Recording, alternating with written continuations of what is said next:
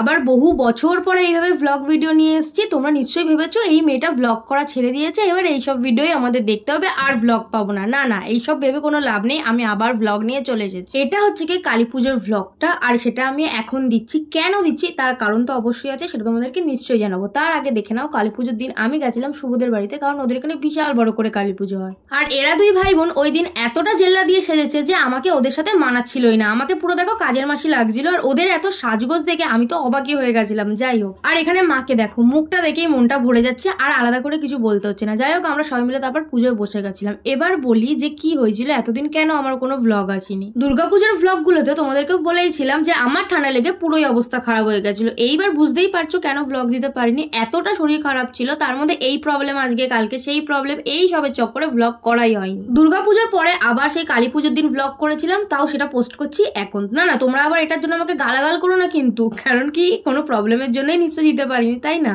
বাকি কথাগুলো বলছি, তার আগে আমাকে আর শুভর বোনকে দেখে নাও। আমাদের অবস্থা পুরো কাইল হয়ে গেছিল। ওরা দুই ভাই বোন কিন্তু পুরো নির্জলা উপোস করেছিল, আমি নির্জলা করিনি। ওরা কালী পুজোটা একদম নির্জলাই উপোস করে, তাই ওরা করেছিল। বেচারি সারাদিন জল না খেয়ে খিদে আর ঘুমেতে মাঝরাতের মধ্যে অবস্থা পুরো খারাপই হয়ে গেছিল। যাই হোক, অলমোস্ট পুজো তখন চলছিল, আমাদের মাঝরাত 3টে তখন বাজে। যতই কষ্ট হোক বাবা, পুজোটা কিন্তু মন থেকেই করেছি। এটা আবার ভেবো না কষ্টের চক্করে পুজো দিইনি, না না, পুজোটা ভক্তি ভরে মন থেকেই করেছিলাম, আর তোমরা সেটা দেখে নিশ্চয়ই বুঝতেই পারছো। যাই এবার বলি, কালী পুজোর ভ্লগটা এত লেট পোস্ট করার কারণ কি। না না, দুর্গাপুজোর পরে তো শরীর খারাপ ছিল বলে লেট করেছিলাম, কিন্তু তারপরে আরো নানা রকম প্রবলেম ছিল, তার জন্য কালী পুজোর ভ্লগটা এতটা লেট হলো। তোমরা আগে বলো তো আমাদের রিলস গুলো তোমাদের দেখতে কেমন লাগছিল? আমি তো তোমাদেরকে সবসময় ভ্লগ ভিডিওই দিই, কিন্তু আমাদের এই যে অন্যরকম ভিডিওগুলো, এই যে রিলস গুলো, তোমাদের সত্যি করে কেমন লেগেছে আমাকে কিন্তু কমেন্ট করে জানাবে। যাই হোক, ওসব কথা বাদ দাও, যেটা হয়ে গেছে হয়ে গেছে, সেটা বলে আর লাভ নেই। দেখো আমাদের হোমটা কত সুন্দর হয়েছিল, কিন্তু আগুন এত সুন্দরভাবে জ্বলছিল না, দেখে মনটা ভরে যাচ্ছিল ওখানে পুরো। আর মায়ের চক্ষুদান করার পর দেখতেই পাচ্ছ মায়ের মুখটা আরো কতটা উজ্জ্বল লাগছিল। আর এখানে হোমটা দেখো,